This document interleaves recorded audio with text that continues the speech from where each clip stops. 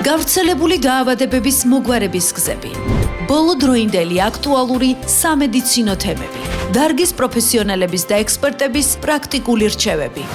ეთერშია გადაცემა თეთრი ხალათი. მოგესალმებით, დღეს პარასკევია, საღამოს 6 საათი და რადიო აფხაზეთის ხმის ეთერშია გადაცემა თეთრი ხალათი. მე კი მისი წამყვანი მარიამ ჯოჯუა ვარ, მე ევროპის უნივერსიტეტის მედიცინის ფაკულტეტის სტუდენტი ვარ. სწორედ ევროპის უნივერსიტეტის ინიციატივით ვიწყებთ აღნიშნულ გადაცემას და დღეიდან ყოველ პარასკევს საღამოს 6 საათზე გექნებათ შესაძლებლობა, რომ მოусმინოთ გადაცემა თეთრი ხალათი, სადაც განვიხილავთ დღევანდელ სამედიცინო აქტუალურ თემებს. ჩვენი სტუმრები კი დარგის სპეციალისტები იქნებიან, რომლებიც მსმენელს თავიანთ პრაქტიკულ რჩევებს გაუზიარებენ. ჩვენი დღევანდელი სტუმარი კი ექიმი ინფექციონისტი, ევროპის უნივერსიტეტის ასოცირებული პროფესორი მარინა ენდელაძეა. მოგესალმებით, ქალბატონო მარინა, დიდი მადლობა მობრძანებისთვის. მოგესალმებით, მივესალმები რადიო მსმენელს. პირველ რიგში მივულოცავ აღდგომის ბრწყინვალე დღესასწაულის დადგომას. გვფარავდეს უფალი ყველას. და ასევე მინდა მივულოცო ევროპის უნივერსიტეტს როგორც დღესასწაული, გარდა ამისა, ახალი გადაცემის დაწყება და მინდა საუკეთესო გისურვოთ ყველაფერი და წარმატებები. დიდი მადლობა. მოდით ქალბატონო მარინა დავიწყოთ საუბარი იმით, თუ რა არის ზოგადად ინფექციური დაავადებები. ინფექციური დაავადებები მსოფლიო ჯანდაცვის უდიდესი გამოწვევაა. და ინფექციის აღმოფხვრა ვერ ხდება მიუხედავად იმისა, რომ არის ძალიან ბევრ დაავადებაზე სერიოზული პრევენციული ღონისძიებები, მიუხედავად ამისა, მაინც აქტუალურია ძალიან და ახალი ვირუსებიც კი ჩნდება, ეს გვაჩვენა COVID-19-მა 2009 წელს დაწყებულმა. ინფექციური დაავადება გახლავთ ჯერ განვიხილოთ ინფექციური პროცესი მიკროორგანიზმში, პათოგენური მიკროორგანიზმის მაკროორგანიზმში შეჭრის პროცესია. აი ამის შედეგად პათოგენური მიკროორგანიზმის მაკროორგანიზმის შეჭრის შედეგად, როცა განვითარდება კლინიკური სიმპტომები, შესაბამისად გამოვლინდება დაავადება. ჩვენ ვიცით, რომ ჩვენი ორგანიზმი ებრძვის მიკროორგანიზმებს, ჩვენი იმუნური სისტემა და ზოგიერთ შემთხვევაში არის რომ არ გამოვლინდება, ანუ სიმპტომოდ გამოვლინდება და ასე შემდეგ. გადაცემის გზებზე რომ ვისაუბროთ, ქალბატონო მარინა, როგორ ხდება ინფექციური დაავადებების გადაცემა? ჰაერწვეთოვანია გადაცემის გზა პირველი, ეს სადაც რესპირატორული ვირუსული ინფექციები ვრცელდება, ფეკალურ-ორალური, ანუ ენტერალური, პარენტერალური, ეს კონტაქტური დაავადებებია და კონტაქტური. საქართველოში ძირითადად ყველაზე მეტად რომელი ინფექციური დაავადებები გვხვდება? ვერ გეტყვით ასე რომ ძირითადად რომელი ხდება, იმიტომ რომ ინფექციური დაავადებებს ახასიათებს სეზონურობა და სხვადასხვა სეზონზე სხვადასხვა დაავადება იმატებს. ახლა ეს კონტაქტური დაავადებები როგორც საქართველოში, ასევე სხვა ქვეყნებში საკმაოდ არის გავრცელებული და ასე განსაკუთრებულად ვერ გამოვყოფ და სეზონის მიხედვით ზამთარში უფრო მეტად არის ჰაერწვეთოვანი ინფექციები, ვირუსული რესპირატორული ინფექციები, მათ შორის გრიპი და ასე შემდეგ. ზაფხულის პერიოდში კიდევ სხვა დაავადებები უფრო ხშირად ვლინდება, ნაწლავთა ინფექციები და ასე შემდეგ, ასე რომ აი კონკრეტულად ყველაზე მეტად რომელი ვრცელდება, ამას ვერ გეტყვი. როგორც ვიცი, ჰეპატიტის ტიპები საკმაოდ გავრცელებულია საქართველოში და აი კონკრეტულად რომელი ჰეპატიტის ტიპი არის ყველაზე მეტად გავრცელებული? ხო, საქართველოში ჰეპატიტის B, C D ჰეპატიტი გავრცელებულია, გარდა ამისა კონტაქტური დაავადებებიდან საყურადღებო HIV ინფექციაშიც. C ჰეპატიტი პრაქტიკულად ძალიან ბევრი იყო, მაგრამ საბედნიეროდ 2015 წელს დაწყებული C ჰეპატიტის ელიმინაციის პროგრამამ, რომელიც იყო უპრეცედენტო და რომელზეც ძალიან დიდი მადლობა უნდა გადავიხადო იმდროინდელ რა თქმა უნდა მთავრობას და ბატონ თენგიზ ცერცვაძეს, რომლის დამსახურებაც ძალიან დიდია C ჰეპატიტის ელიმინაციის პროგრამის შემუშავებაში და თქვენ წარმოიდგინეთ 87,000-ზე მეტი ადამიანი უკვე განთავისუფლდა C ვირუსისგან. საბედნიეროდ C ჰეპატიტი ჩვენ უკვე შეგვიძლია ვთქვათ, რომ არის განკურნებადი დაავადება.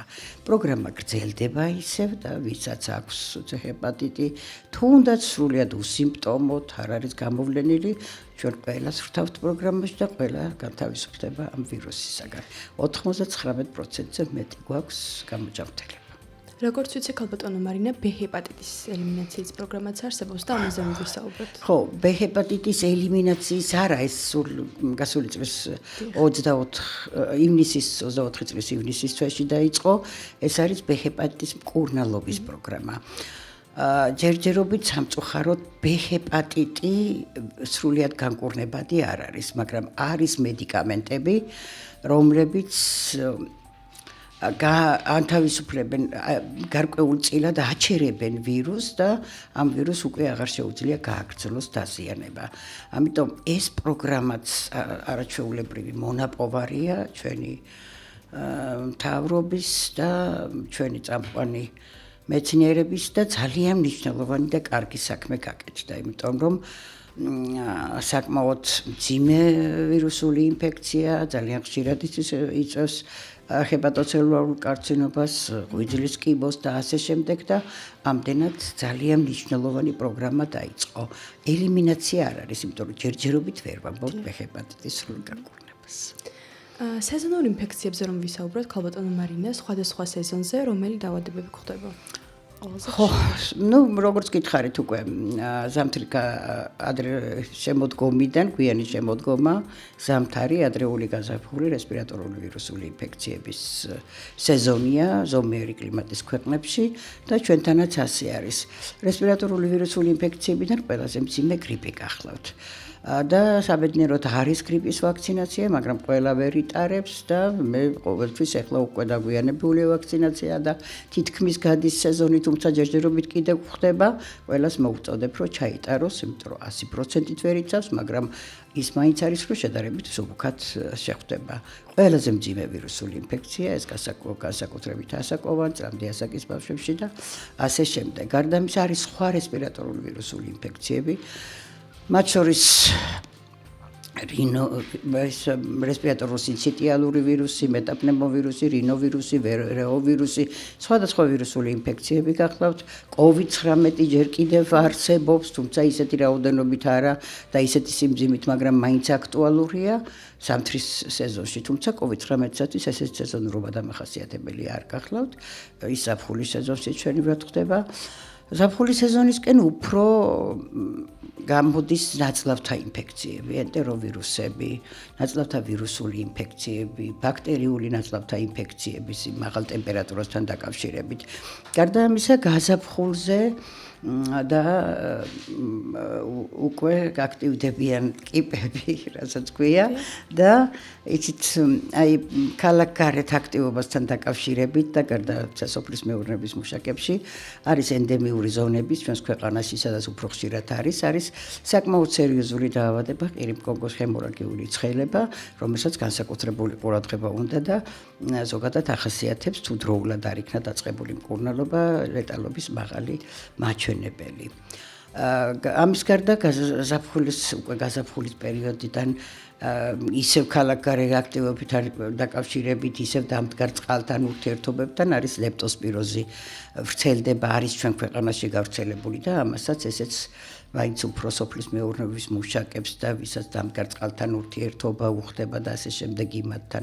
ბევრია ძალიან ინფექციური დაავადება, მაგრამ მაინც აი გამოსაყოფი არის ყირიმკონგოს ჰემორაგიული ცხელება, რომელიც დროული, ასევე ლეპტოსპიროზსაც ხოთა შორის დროული მკურნალობა სჭირდება. ყირიმკონგოს ჰემორაგიული ცხელება განსაკუთრებით საშიში ინფექცია და მსოფლიოში 40%-მდეა სიკვდილობა, თუმცა ჩვენთან 2009 წლიდან გამოჩნდა ეს დაავადება და 7-8% ძალიან მაღალი არ არის. ესეც თუ დაგვიანებულია შემთხვევა, თუ დროულად მოგმართავენ და უხად კიპის კმენიდან 3 დღეში თუ ვინმეს განუვითარდება ცხელება, მაინც უპირატესად 3 დღეში არის კმენის შემთხვევაში, აუცილებლად უნდა მიმართონ ექიმს. ეხლა ამ სეზონზე თუ მკითხავთ, არის გავრცელებული წუტყვავილა, მოიმატა წითელების რაოდენობამ. არ არის ეპიდემია, მაგრამ მოიმატა და ეს ნამდვილად არის დაკავშირებული იმასთან, რომ ვაქცინაციები არის ჩავარდნილი. იცით, უცფასოა, აცრები ტარდება, იწყება 1 წლის ასაკიდან, შემდგომ ორი ვაქცინა კეთება, შემდეგ 5 წლის ასაკში, შემდეგ 15 წლის ასაკში.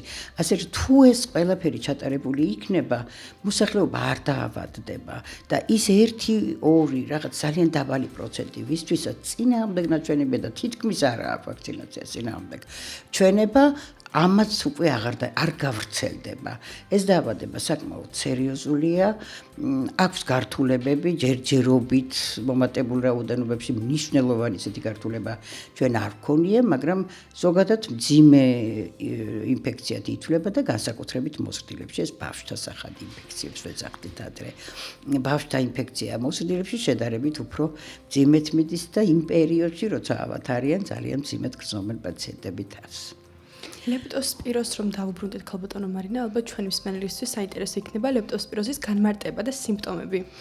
ხო, ლეპტოსპიროზი გახლავთ ბაქტერიული ინფექცია. ეს ცხოველებისგან გადადის და გამოიყოფა შარდით და ამიტომ ძირითადად ცხოველების შარდით. ყველაზე მეტად ხშირად არის მაინც ვირთაგვებისგან. შარდი თუ მოხვდა დამდგარ წყალში, წყალი ჰიდროფილურები არიან ეს ბაქტერიები და წყალი უყვართ ძალიან, იქ დიდხანს ცოცხლობენ და დამდგარ წყალში, თევზაობისას, ბანაობისას, საერთოდ სხვა საქმიანობების დროს შეიძლება იქ მოხდეს პირისხროში და დაინფიცირდეს ადამიანი. პრაქტიკულად რთული დაავადება ახასიათებს ხელება, სხვა ინტოქსიკაციური სინდრომები, რასაც ქვია, და ვთქვათ, გულისრევა ყებინება, განსაკუთრებით კუნთების ტკივილი, მისთვის ეს ტიპიურია დამახასიათებელია და ღვიძლისა თირკმელების დაზიანება. ეს სხვადასხვა ფორმა არსებობს, შეიძლება სერიოზული სიყვარულით გამოვლინდეს, შეიძლება არ იყოს სიყვარულით, მაგრამ იყოს ეს დაავადება და ამასაც უნდა დროული მიმართვიანობა. ანუ დროული ანტიბაქტერიული მკურნალობის დაწყება. თუ დაგვიანდა შეიძლება გამოსავალი არ იყოს კარგი. და საბოლოოდ, ასე ვთქვათ, შეჯამების სახით, რჩევას რას მიცემდით ჩვენ მსმენელს იმისთვის, რომ თავიდან აიცილონ სეზონური ინფექციები? პირველი რჩევა მაინც მივდივართ ვაქცინაციამდე. ხო და რასაც გვაქვს ვაქცინაცია, არ არის, იცით რა, ადრე უფრო იყო გავრცელებული, რომ განსაკუთრებით საშიში, არა, თითქმის არ აქვს წინააღმდეგ ჩვენება და უნდა ჩავიტაროთ სეზონური ვაქცინაცია. გარდა ამისა, სანიტარულ-ჰიგიენური რეჟიმის დაცვა, ეს აუცილებელია, ხელების ხშირი დაბანა, სოციუმებში პირბადი, სადაც დავქათ ბევრი ხალხი იკრიბება იქ თუ ვინმე ავად არის, ადვილად შეიძლება გავრცელდეს პირბადის გამოყენება და ასე შემდეგ. დიდი მადლობა ქალბატონო მარინა მობრძანებისთვის და ძალიან საინტერესო დიალოგისთვის. მადლობა თქვენ მოწვევისათვის. ამით ჩვენი გადაცემა დასრულებულია, ჩვენ დაგებრუნდებით შემდეგ პარასკევს საღამოს 6 საათზე.